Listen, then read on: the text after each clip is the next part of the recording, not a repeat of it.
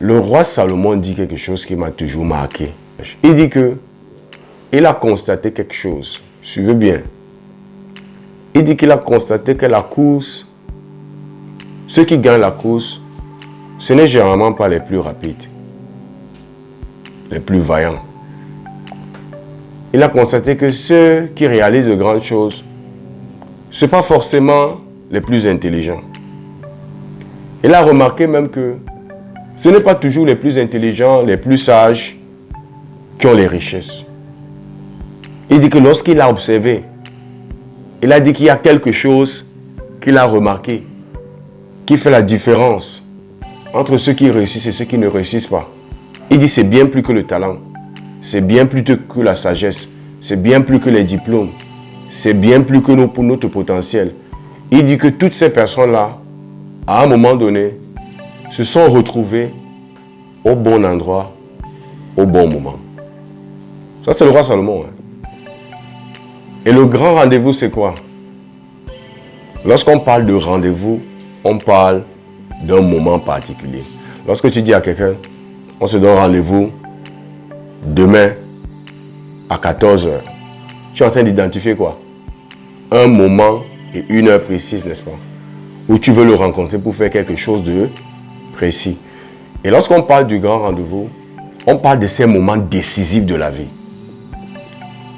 Où, si tu agis bien, ta vie change. Et si tu agis mal, ta vie sombre. Je vous prends un exemple banal. Un exemple simple, c'est lorsque une femme veut accoucher. Lorsqu'une femme veut accoucher, elle fait face à un grand rendez-vous. Parce que nous ne sommes pas en train de parler du rendez-vous, nous sommes en train de parler du grand rendez-vous. Ce n'est pas un rendez-vous, ça veut dire que ce n'est pas un rendez-vous comme les autres. Ce n'est pas un moment comme les autres. Ce n'est pas une heure comme les autres. C'est une heure spéciale. C'est un moment spécial. Lorsqu'une femme, suivez-moi, lorsqu'une femme va accoucher, c'est un grand rendez-vous. Vous savez pourquoi c'est un grand rendez-vous? Parce que lorsqu'une femme va accoucher, il y a des chances qu'elle accouche, il y a des chances qu'elle meure sur la table d'accouchement et que le bébé naisse.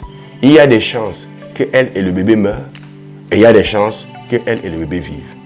Lorsqu'une femme va en salle d'accouchement, c'est pour ça que vous voyez que dans beaucoup de familles, lorsque une femme est enceinte, on prie beaucoup, on prend beaucoup de temps, on prend beaucoup de précautions. Des fois, on ne dit même pas à certaines personnes parce que c'est un moment très sensible.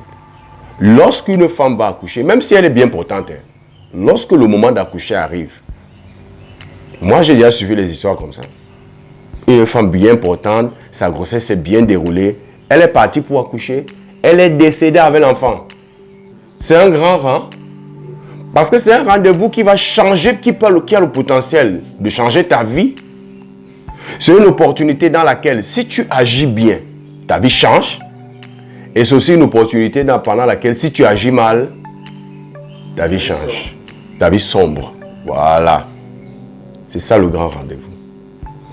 Et le roi Salomon dit donc que ceux qui ont réussi dans la vie, c'est ceux qui ont réussi à négocier ces moments-là. Les moments où les gens sombres, eux, ils arrivent à utiliser ces moments pour être propulsés. Les moments où les gens finissent par mourir, et ils arrivent à utiliser les moments-là pour être transformés. Nous tous, à un moment donné, nous faisons face à un grand rendez-vous.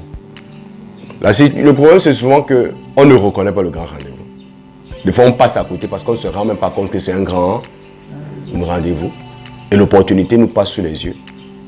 Mais, des fois, nous reconnaissons le grand rendez-vous, mais nous n'avons pas les armes pour pouvoir saisir l'opportunité pour que notre vie change.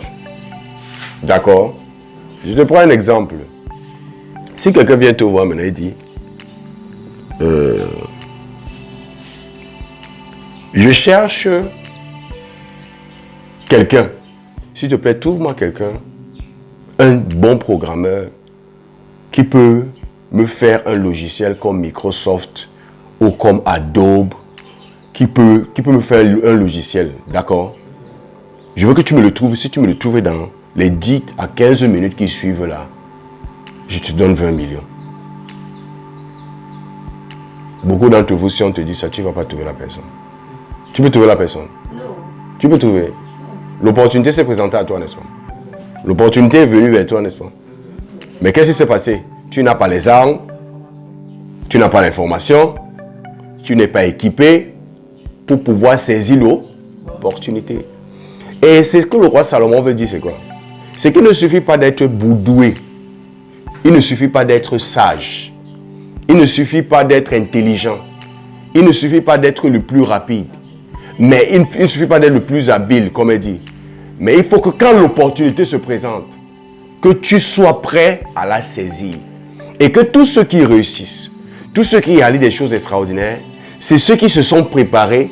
Et lorsque l'opportunité s'est présentée, ils ont fait quoi? Ils ont pu la saisir. C'est pour ça que quelqu'un a dit quelque part que le succès, c'est lorsque la préparation rencontre l'opportunité. Le succès, c'est quoi? Lorsque la préparation rencontre l'opportunité. Si quelqu'un vient te voir maintenant et dit, Kenny, oh, on vient de me demander un grand joueur en NBA. On vient de m'appeler.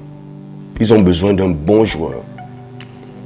Ils m'ont donné les caractéristiques physiques du bon joueur. Quand je te vois, tu as les caractéristiques physiques, tu as la taille qu'il faut, tu as le physique qu'il faut.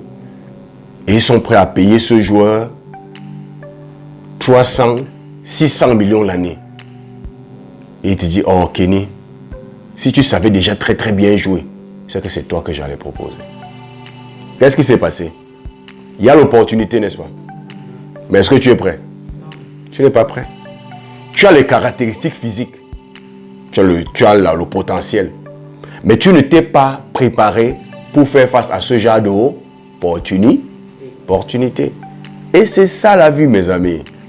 C'est pour ça qu'une bonne partie de la vie consiste à se préparer à saisir les opportunités. Lorsque Pharaon, par exemple, appelle Joseph, vous connaissez l'histoire de Pharaon, non? Et qui pose le problème à Joseph. Il dit à Joseph qu'on a un problème. J'ai fait un rêve et je ne sais pas qui va m'interpréter ce rêve. J'ai parlé de ça à tous mes sages, à tous mes magiciens. Ils n'ont pas pu résoudre ce problème. Et on m'a dit que tu as la sagesse pour interpréter les rêves. Écoutez bien, on sort. Vous savez que Joseph était en prison, non? Il était prisonnier. Et un jour en prison, Pharaon a jeté en prison deux de ses fonctionnaires qui travaillaient pour lui dans sa cour. Celui qui gérait sa boisson et celui qui gérait sa nourriture. Et un jour, là-bas en prison, suivez-moi bien, les deux ont fait des songes. Les deux sont venus voir, ont expliqué le songe à Joseph. Joseph a dit au premier que ton songe lui dit que dans 3 jours, Pharaon va te tuer. Il s'est fâché, il a dit que toi, un petit hébreu esclave, tu peux connaître quoi? Va là-bas. Il a dit à l'autre dans 3 jours. Pharaon, le rêve dit que dans 3 jours, Pharaon va te rétablir. Et Pharaon l'a rétabli. Et ça s'est passé exactement dans 3 jours après, l'autre on l'a tué. 3 jours après, l'autre on l'a élevé. Et il est rentré travailler encore auprès de Pharaon, celui qui gérait toute la boisson de Pharaon, les liqueurs que Pharaon devait boire, les jus que Pharaon devait boire. Il a été restauré. Mais il a oublié Joseph. Et il est arrivé qu'un jour, Pharaon a eu un rêve. Ou 2, la même nuit. Et c'était des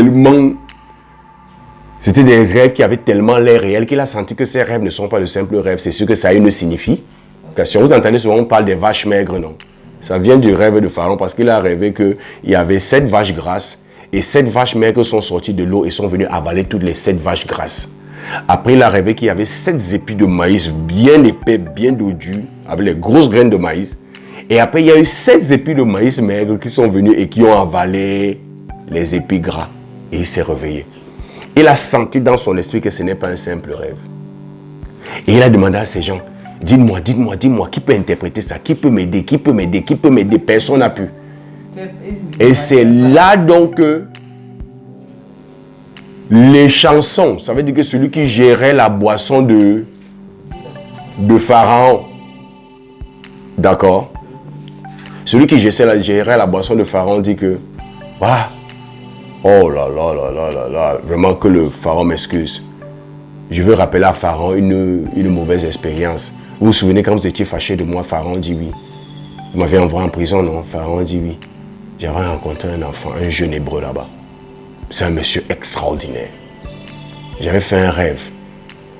Et celui avec qui vous m'avez envoyé en prison, celui qui gérait tous vos pains et tout ce qui est pâtisserie, vous l'aviez aussi envoyé en prison. Il avait aussi fait le rêve la même nuit. Et il nous a dit que, pour lui, il a dit que dans 3 jours, vous allez le pendre, vous allez le faire tuer. Et que moi, dans 3 jours, vous allez me restaurer. Et c'est arrivé exactement comme il a dit. Ce jeune hébreu-là a une capacité extraordinaire pour interpréter les rêves. Je suis sûr que si vous l'amenez ici, là, il va interpréter ça. C'est comme ça qu'on part chercher Joseph en prison pour l'amener directement devant Pharaon, qui était l'un des plus grands rois de l'époque.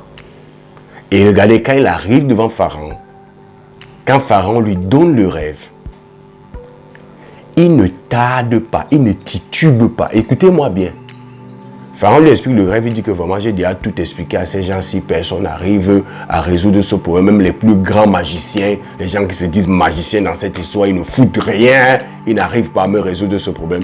Dès qu'il a raconté Tabitha, dès qu'il a raconté ça à Joseph, Joseph n'a pas eu besoin de 2 secondes.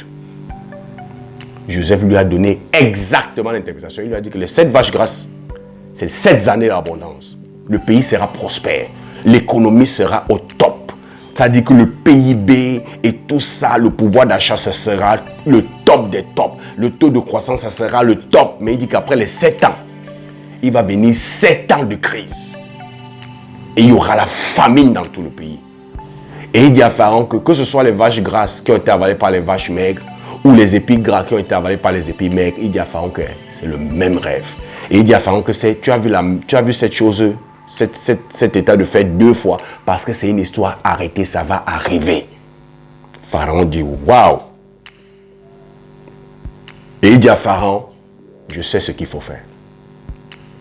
Pendant les 16 années d'abondance, il faut prélever 20% de tous les revenus, 20% de toutes les récoltes pour préparer les années de crise et de disette.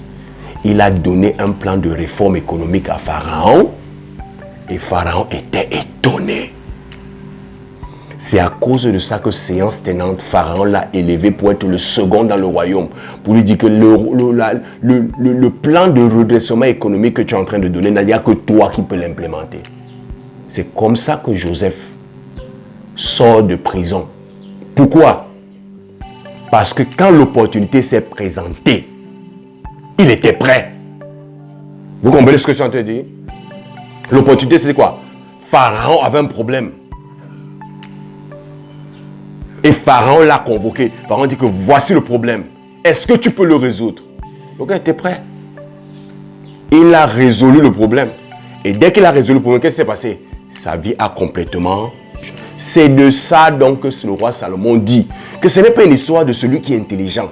Ce n'est pas une histoire de celui qui est sage. Ce n'est pas une histoire de celui qui est beau ou de celui qui... C'est de celui qui sait saisir les occasions qui se présentent. Parce que c'est pour ça qu'il dit qu'il s'agit pour nous d'être au bon endroit, au bon moment. Ça veut dire que lorsque l'opportunité se présente, on est là où il y a l'opportunité et on est prêt à la saisir. Beaucoup de personnes sont là où il y a des opportunités et ne peuvent pas la saisir. La preuve, ce que le pharaon avait donné à Joseph, il était prêt à donner ça à n'importe quel magicien. Mais quel est le magicien qui avait réussi? Personne. D'accord? C'est pour ça qu'une bonne partie de la vie d'un homme est consacrée à se préparer. Parce que les grands rendez-vous ne sont pas nombreux. Les grands rendez-vous ne sont pas quoi?